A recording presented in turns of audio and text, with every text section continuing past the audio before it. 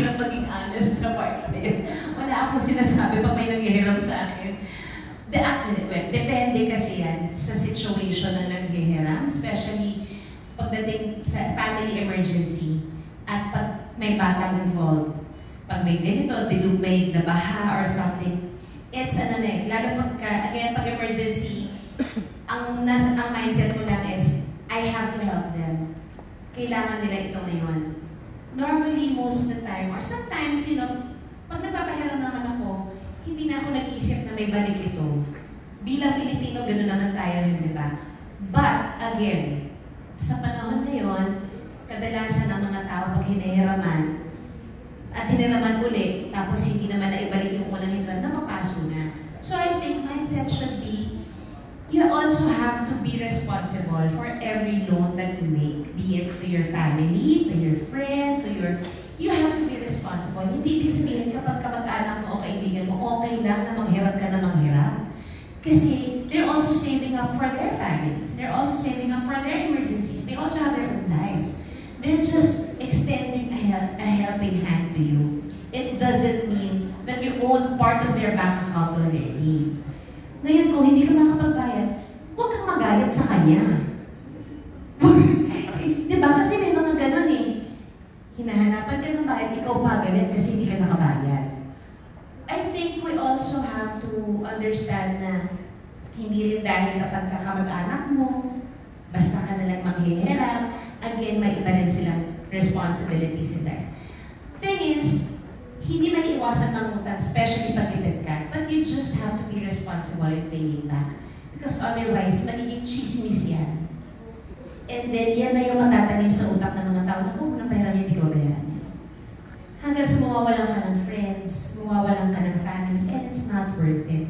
But now we have Tala App. Hindi mo na kailangang i-hassle ang mga tao sa paligid mo. You can actually loan from Tala na matuturuan ka pa ng sense of responsibility because they really help you find a way for you to be able to pay it nang hindi ka nalulubog sa utang. Na nagagawa mo pa rin yung purpose mo. Why you really, bakit ka talaga nag-loan or bakit ka talaga di ba? Humeron ng pera sa kanila.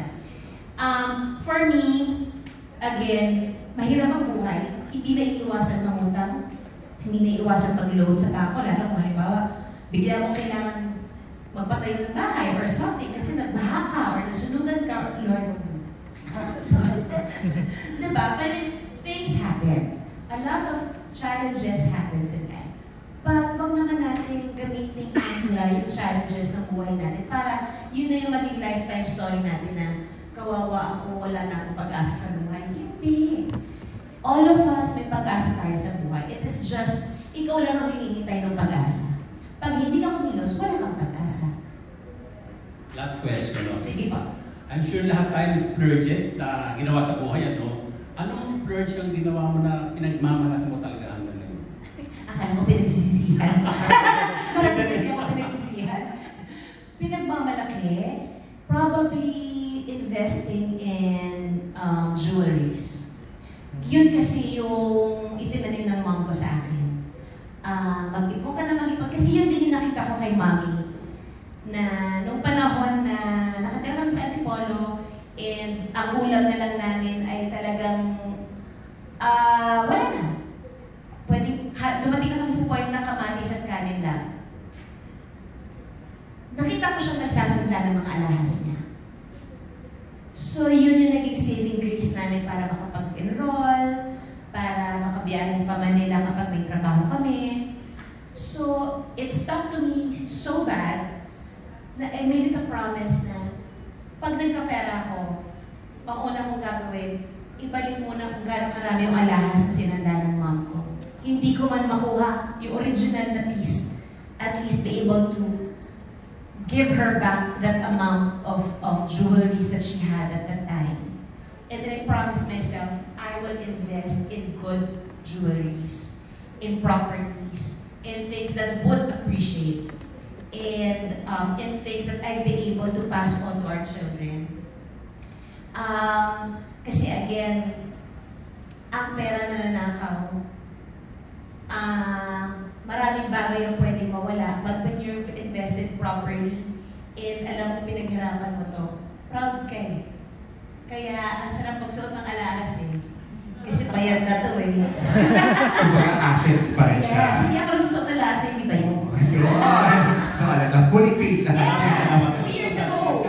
Thank you very much for that question. At alam niyo na, next time na may lalapit at hingi ng utang or gustong umutang sa inyo, ang gagawin ko lang, magsasend ako ng link ng Tala. Yes. Have you tried Tala? Oh, di ba? Para at least you can avoid that awkward conversation as well.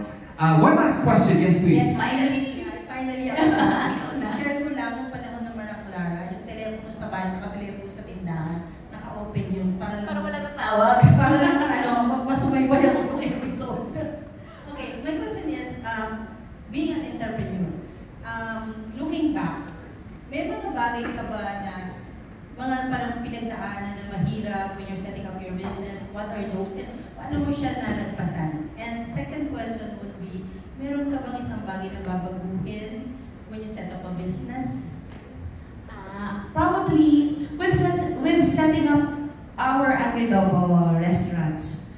I am so fortunate that my greatest supporter is my husband. It is really Ryan. That's Ryan's brainchild. And my brother-in-law, Kuya Dondi, and his wife, apat kami. We set it up, and it was a fun experience. It was a very fun experience. Challenges would be from the construction, the basics. But the real challenge, because we opened both branches of Agridobo ng 2019, pandemic hit ng 2020. Hindi pa kami nakakaisang isang taon sa industriya ng food business. Then pandemic hit. Lahat naman tayo, when pandemic happened, we thought it's gonna be over in 2 weeks. We don't have plans. We had to pivot.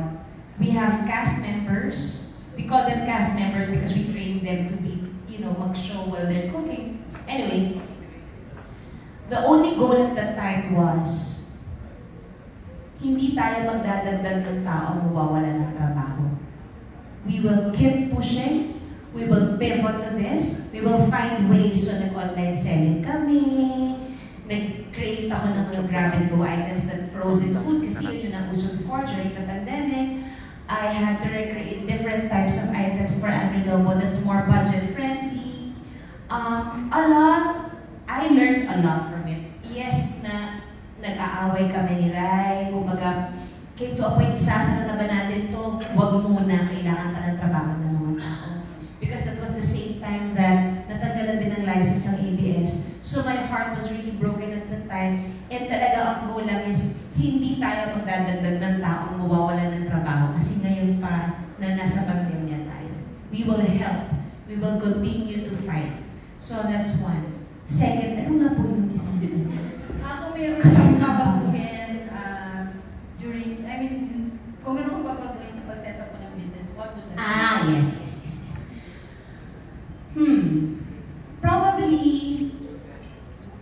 Probably just a bigger location for our Taft branch. I mean, marami na it is a learning process, and it still is a learning process. Kumbaga, hanggang ngayon marami pa rin kami natututunan, marami pa rin kami na-realize na achievable pala, kaya pala. Siguro,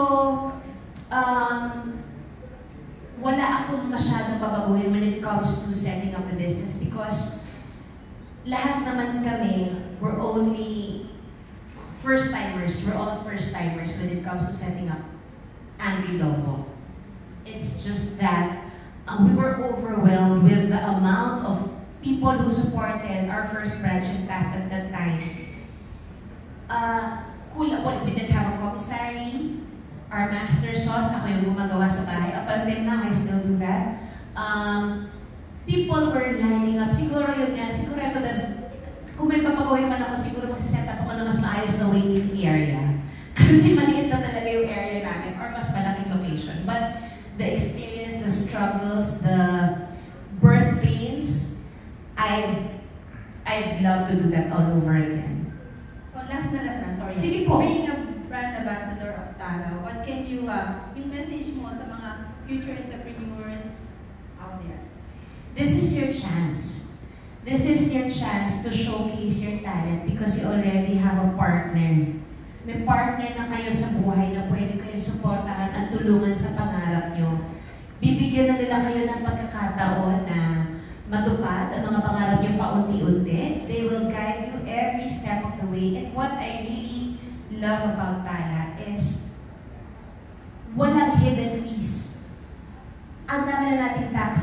Puro-puro na yung tax sa buhay natin. We don't need that hidden fees anymore. It's very transparent. It is what we need now eh. Some change is nice. It's very refreshing to know and learn na, my gosh, may isa palang app na pwede silang maging honest lang. What we need now is honesty. What we need is pure help and pure support from a company that will guide you for every step of the way, be it for your